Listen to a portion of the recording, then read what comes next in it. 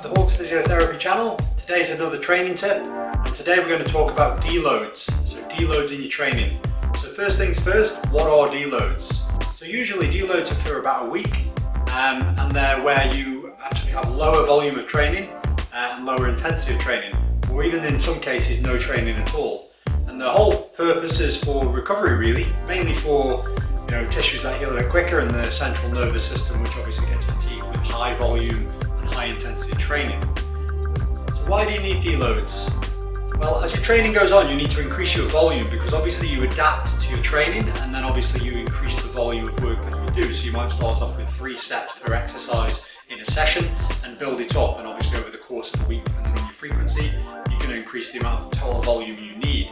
Because again, your body needs to get used to the exercise, and then you build it up and keep on stimulating that effect.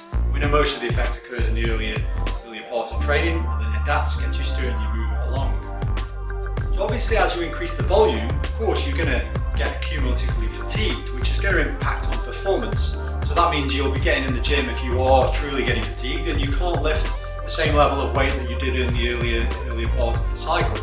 Well, obviously this isn't going to be as good for performance and for growth of tissue and for strength or whatever it is you're working for. So obviously if this is happening, you've kind of already got to the overtraining phase, which is not ideal. And obviously what you could have done is to do a deload before that point. So it's a good idea to actually plan the deloads maybe every 5 to 6 weeks. But obviously because of how you feel, you can adjust based on that. So if you feel really good, then you could extend it out a little bit, another week or so.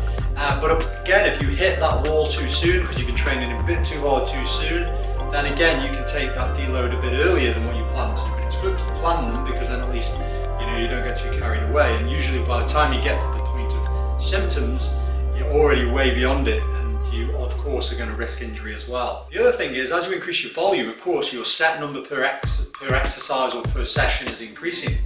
Well, the issue with this is there's some research showing that 6 sets per muscle within one session is the ceiling for actually stimulating protein synthesis and therefore growth of tissue. So obviously if you keep increasing your volume up and you hit 6 and then you need to hit 7, well, there's no point. So of course you could argue that the deload might help to resensitize you. That's a bit of a debatable area, but certainly it's not going to keep on getting you building up all the time, so you can kind of somewhat reset. The other issue is you've got a maximal recoverable volume. Well, this is the volume of exercise that you can do per week that you can actually recover from. Of course, if you exceed this volume, then you're more likely to overtrain and more likely to get injured, more likely to actually get more catabolic and break down muscles, so you're actually having the reverse effect of what you need because you can't recover quick enough and your body's too busy dealing with recovery rather than to stimulate the tissue growth above where you started from. So of course, as you increase your volume during your training cycle, of course, then you could start to reach and then surpass that maximum recoverable volume. And of course, if you do that, you're then going to be counterintuitive to what you need to achieve. So then of course it's a good idea to have a deload.